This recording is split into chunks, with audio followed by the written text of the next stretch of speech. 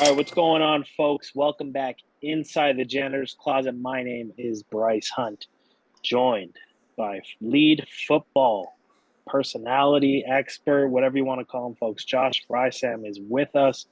Football season is right around the corner, and this is going to be our second video of Fantasy Football Week here at the Janitor's Closet. And today we are going to be looking at the position tight end. Josh, this is an exciting one. Just in the brief conversations that I've had with people who play fantasy football, study fantasy football, all that thing, this really could be the deepest crop of tight ends that I can remember. I don't know how you're feeling about the position, but it seems like there's a lot of great names and great value on this board this year. Yeah, it is interesting. Titan's always one of those positions where it's like if you don't get, historically in the past few years anyways, it's been like if you don't get one of those top two or three guys, it's like, all right, just a crapshoot. Let's see what we get, and let's just hold on for dear life, right? And this season, it feels like there is maybe 5, 6, 7, 8, kind of guys who it's like, yeah, you know what, those are solid options across the board, and maybe not all of them won't win you a league necessarily, but they'll definitely more solid options. Yeah. So today's going to be the top 10 tight ends on Josh Frey-Sam's list here. These are going to be the top 10 tight ends he's predicting to finish by the season's end, his own version of his top 10 half PPR leagues here. And we are getting these rankings from Sleeper, the app Sleeper, one of the better fantasy football apps out there.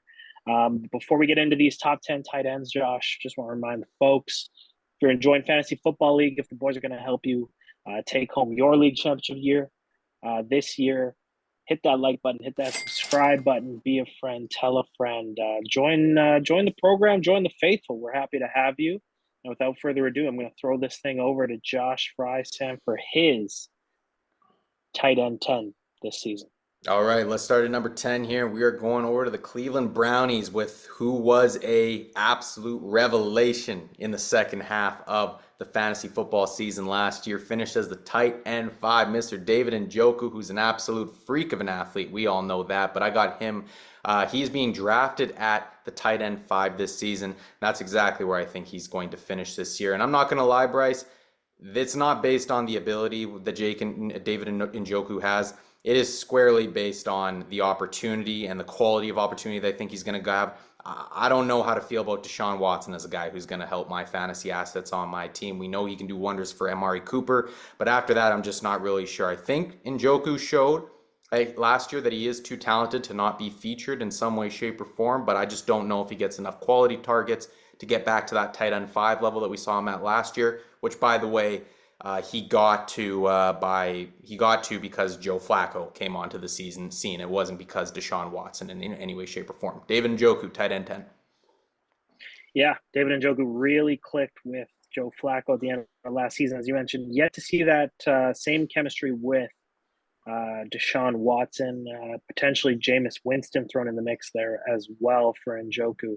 Having him at number 10, Josh. Let's go to number 9 here. All right, we're going to go to a guy who's rock solid, actually. I'm a big fan of Jake Ferguson as far as a guy who is, again, he's not going to go out and win you a league, okay? But this is a guy who, at the back half of the draft, if you are still looking for a tight end, more than okay taking this guy. He's being drafted as the tight end 11 this season. I think he's going to finish inside the top 10, tight end 9. And that's because he is the number 2 target, at least in my mind. He's the number 2 target on this Cowboys offense behind CeeDee Lamb. I think he's going to get a nice target share. I think the volume alone is going to be there for him. I think, again, he's a nice late round pick who's certainly will not sink you at the tight end position. Jake Ferguson, a solid pick late in the draft, tight end 9 this year. Ferguson was one of the more popular waiver ads, maybe the second best waiver ad for the tight end position after Sam Laporta for most people last year. Finds himself inside the top 10 this year at number 9. Let's move to number 8. All right, now we're going to go over to Jacksonville. Evan Ingram, who just kind of quietly year after year lately is just kind of doing his thing. That's all it is. He was the tight end 6 a year ago, and he's being drafted as the tight end 8 this season, and kind of similar to David Njoku, that's where I got him finishing as a tight end 8 this season. Calvin Ridley is gone. So there's a little bit, and there's a little bit of unknown that has replaced Calvin Ridley. Gabe Davis is there. Brian Thomas Jr. is there, a rookie. I don't know how to feel about all that. They got Travis Etienne out of the backfield, of course, who is apparently going to be involved more in the passing game. But then next to that is the next trusted option there that Trevor Lawrence has is Evan Ingram. So Evan Ingram's going to be a steady presence here who's worth drafting this season. And I think a tight end 8 finish for him is that's a solid season. I don't think you're going to be mad at that. All right, Evan Ingram takes the 8th spot here. Let's move to number 7. This is the one that's going to scare everybody right here, year after year after year. Listen, I'm going to put my hand up because I got crushed by Kyle Pitts in his rookie season. And although he put up over 1,000 receiving yards, the guy couldn't get into the end zone, and he was just frustrating. And he's only been more and more frustrating with every year that has passed since he has been in the league. Tight end 13 from a year ago, but he's being drafted all the way up at tight end number 6 this year, Bryce. I got him finishing as the tight end 7, but I'm not going to lie. Kyle Pitts could be like a league-winning type of pick. If you got him in the middle of the draft here and you're just shooting a flyer out there, Kyle Pitts could prove it to be huge for you, but I'm going to say he finishes the tight end 7 here. The reason being, Kirk Cousins knows how to use his tight ends. In 18 games with TJ Hawkinson, he targeted TJ 154 times, okay? That is huge. Also, even going back even further, Jordan Reed, we're going to go back to Kirk Cousins' Washington days. Jordan Reed, some people might remember that name, tight end with Washington. In 2015, which was Jordan Reed's healthiest season, was also the first year Kirk played a full season as a starter.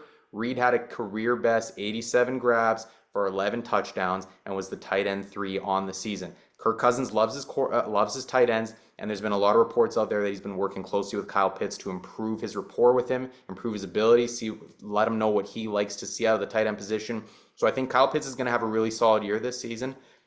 He's been drafted as the tight end 6. I think he's going to finish around that, but I got him as tight end 7. Okay, Taylor Heineke and Desmond Ridder have been the quarterbacks for Kyle Pitts to start his career. Potentially have led to some of the frustration people have had over him. We're going to slide him into that number 7 slot with Kirk Cousins this and season. And Arthur Smith. Let's not forget Arthur Smith. Yeah, hard to forget Arthur Smith running that circus the last couple years as well. Let's move to number 6 here, Josh. All righty, we got Trey McBride, and this is one that a lot of people, again, a little bit of a contentious pick here because Trey McBride is being drafted as the the tight end 3 this season. He was the tight end 10 just a year ago. And when Murray was healthy, here's the thing with Trey McBride and why a lot of people are so high on him. When Kyler Murray became healthy, I believe that was from week 12 on, and came back into last season, McBride put up a crazy 17-game pace of 154 targets when Kyler Murray came back. Kyler Murray obviously likes him. Now, granted, this is why I got him finishing as tight end 6, is that was also a year when Murray's best target on the field was probably Greg Dortch for a lot of the season. Some people might be listening, watching, and saying, who the hell is Greg Dortch, right? Marvin Harrison Jr. is there. James Conner's there also. Michael Wilson is also there. So as a result, Trey McBride, he's going to fall somewhere in the mix here, and he's going to get his fair share of targets for sure. But I just think his target share is going to be going to go down a little bit more. I don't know if he's going to get in the end zone enough this season. So I got him finishing as a really solid tight end 1 here, but I got him finishing just outside the top 5 as a tight end 6. Okay, Trey McBride a couple steps down from number 3 where he's projected, still comfortably in the top 10 at number 6 here. Let's move to number 5. All right, let's go to your boy Mark Andrews, Bryce, who had a little bit of injury issues, obviously, last season. Finished as the tight end 12, played in only 10 games. He is being drafted as the tight end 4 this season, and I got him finishing right around that mark here. We obviously got him just sneaking inside the top 5. A healthy Mark Andrews is obviously the number 1 target in the Baltimore Ravens offense. Things are going to change up a little bit possibly this season. I talked about it on the quarterback episode of this fantasy breakdown where I think that the Baltimore Ravens are going to go in a lot of 12 personnel, a lot of more heavier personnel with Isaiah Likely there. I think Isaiah Likely is going to get his fair share of targets. I think Derrick Henry and Lamar Jackson are going to run the ball a fair ton. Let's not forget about Zay Flowers on the outside as well, okay? They got to get the ball to him. So, again, Mark Andrews is obviously the undisputed number 1 target in this offense. but I do think there are more mouths to feed, and I do think that there's a different way that this Baltimore Ravens offense is going to go about doing business this season. And that's for a reason why I'm still high on him, but that's the reason why I got him being finishing as the tight end 5 this season. I think he returns back to his tight end 1 ways, right? I just don't see him finishing as the guy who's necessarily going to put you over the top and win a league for you. But he's definitely one of the more elite options you can have at the position this year. Okay, Mark Andrews, number 5. Let's move to number 4. Okay, we're going to the guy who's being drafted as the tight end 1 this season, and that is Detroit's Sam Laporta. Way too rich for my blood, that pick, tight end 1. Sam Laporta will not be on any of my fantasy football teams this season. And it's not because I don't believe in the talent. It's not because I don't like the player. It's just simply because he, although was a revelation last year with 10 touchdowns and nearly 900 yards on 86 grabs, for him to get back to 10 touchdowns, Bryce, that's difficult. Okay, and no matter how much you believe in the Detroit Lions offense, 10 touchdowns for Sam Laporta is going to be a little bit difficult. And the yards still might be there. I think the catches and the yards are still going to be able to repeat, but the touchdowns, those are going to be tough to repeat here, and that's why he drops in my rankings. Simple as that. He's tight end 4. These guys are going to be rock solid for you in your lineup. But to draft him as the tight end 1 this season, I would advise against that. So Sam Laporta, tight end 4. Okay, so potentially the biggest fade on this list here comes with Sam Laporta at number 4. Still comfortably in that top 5. Let's see what number 3 is here. Yeah, we don't really need to say much about this guy. Travis Kelce, been there, done that, been doing it for a long time. Another rock solid option this season. Listen, the difference, he finished as the tight end 3 last year, being drafted as the tight end 2 this year. And I'm still bullish on Travis Kelce this season, even though the Kansas City Chiefs and Patrick Mahomes have a lot of options there at Patrick Mahomes' disposal this season on the offensive side of the ball. Travis Kelce is healthier this year, and he had a nagging injury, I'm pretty sure, all last year, and it definitely hindered him. It was obvious, like, he looked slow in a lot of situations last year. He just did not look like himself. He looked like a 34-year-old tight end last year. That's what he looked like. And Travis Kelce, I think, is going to look a lot better this season. He's clearly in training camp. You see, he's still owning the target share. He's still getting a ton of targets from Patrick Mahomes, and I just don't see, as long as he stays healthy here, I just don't see him being removed from the top 3 in this tight end ranking. I do think there are obviously 2 other guys who are going to get in the end zone maybe a little bit more, or rack up a little bit more yards than he is. But Travis Kelce here, just lock him in as a top 3 tight end again. Okay, so a name we've seen for years and years now. Travis Kelce starts out the top 3 here. Let's see who's taking home that silver medal on this list. All right, George Kittle, who might be the most valuable non-quarterback in the NFL. Let's just put that out there. What he does for the 49ers in the blocking game, he's an elite blocker, and he's an elite pass-catching tight end as well. Like, it's just, he's a true one of one. Even Travis Kelce, who's one of the GOATs at the position, does not hold a candle to George Kittle and what he does for the San Francisco 49ers. George Kittle finished as a tight end 2 last year, being drafted as a tight end 7 this year. This is arguably, maybe tied with the next guy who we got coming up on the list, is the biggest value at tight end in this year's draft, and could be an even bigger value, and maybe might even slide up to number 1 in my rankings if Brandon Ayuk is in fact traded here. Listen, the ride with Kittle, as it always is, the one disclaimer here, it's not going to be fun. It's not going to be a fun ride. It never is with Kittle. It just never is, okay? He's going to have weeks where he puts up, like last season, the 3 touchdowns, okay? And there's going to be weeks where you're looking and you say he scored me 4.2 points, and what the heck? You know what I mean? That's just the nature of the Kyle Shanahan offense, okay, where he features one guy one week and he features another guy the next week. George Kittle's going to have enough of those weeks where he's featured. He's going to be relied upon enough times. He's going to finish as the tight end 2. I love George Kittle, even though he's on the wrong side of 30, baby. George Kittle, he's going to have a monster season this year. He's going to be big for the San Francisco 49ers once again. Tight end 2 by the end of the year. Okay, so a guy that a lot of people got to see on the Netflix show Receiver this offseason. Get a share of him on your fantasy team. Get to know this guy, get to know him. Keep them around. Let's see a lot of names off this list, Josh. Let's see who's sliding up into that number one spot. It looks like it might be off the board a little bit here. Yeah, people might be going, okay, you got George Kittle, you got Travis Kelce, you got Sam Laporta, and Mark Andrews are all been named. Who's left here to go number one? Dalton Kade, last year's tight end 16. Even Bryce, you got a smile on your face. You're just like, holy cow. I don't even know if you believe in my rankings here. That's okay. Let me break this down for everybody, okay? Tight end 16 a year ago, Dalton Kade. He's being drafted at the tight end 5 right now. I am all in on Dalton Kade this season, okay? To the point where, yes, I believe this is the tight end 1 by the end of the season, okay? There are 317 vacated targets on that Buffalo Bills offense, Bryce. Stephon Diggs no longer there. Gabe Davis no longer there. They replaced him with Keon Coleman, and they've got Khalil Shakir, and they've got oh my God, his name's escaping me, the other wide receiver. That's the point that I'm trying to get at here, okay? Dawson Knox is going to be healthy, okay? Yes, they got Dawson Knox to compete for possibly for targets, okay? But the rapport that Dalton Kade, right, has built with Josh Allen here has been off the charts, at least by all accounts, all reports that are coming from training camp. This is a first-round pick from a year ago. The Buffalo Bills are going to unleash Dalton Kade this year. He is going to get a lot of targets in this offense, and we know that he has the ability, like a Travis Kelce, to absolutely, once the ball's in his hands, he can get off to the races and he can get into that end zone. I think he's going to get a lot of red zone targets. I think he's going to get a lot of catches in general. He's going to rack up a lot of yards. There's a lot of question marks in Buffalo this season.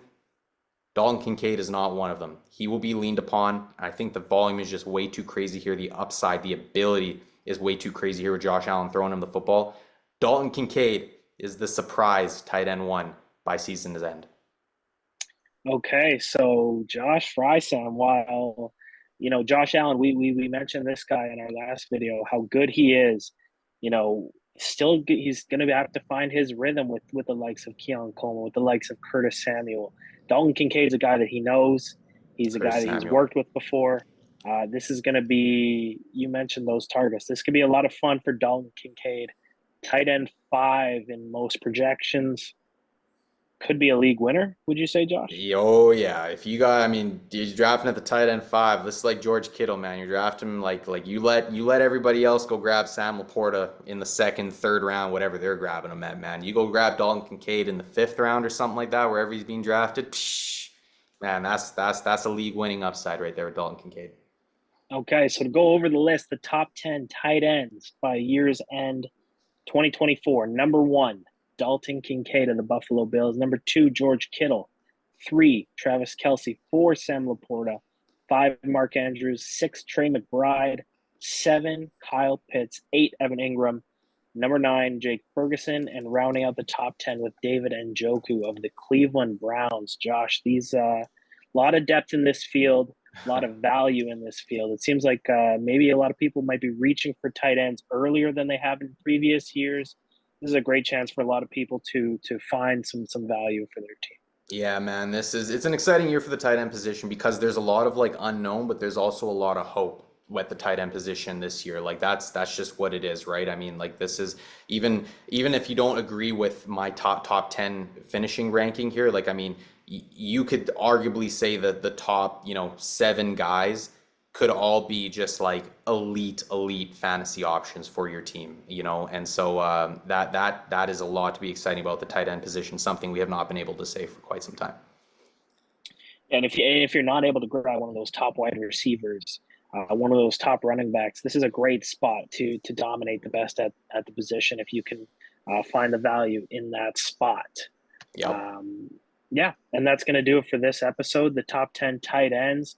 A couple more positions coming at you, folks. If you're appreciating the content, the boys are going to help you win your league championship. Go ahead, hit that subscribe button, hit that like button. It does us a world of favor. So we appreciate you tuning in, and we are forever grateful for the faithful. We'll see you next time, Josh. Yes, sir, Ski.